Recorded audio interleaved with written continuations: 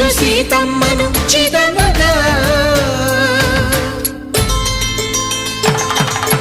కౌశికుడే కరుసైన చేయగా జనకుడు మామై కాళ్ళు కడగగా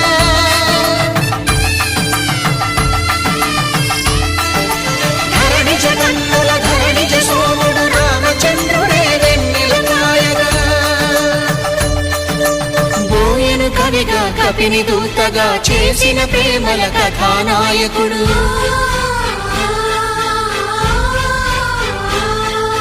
మెరుపు వంటి సీతమ్మ పక్కన మేఘములాగా నిలిచినంతనే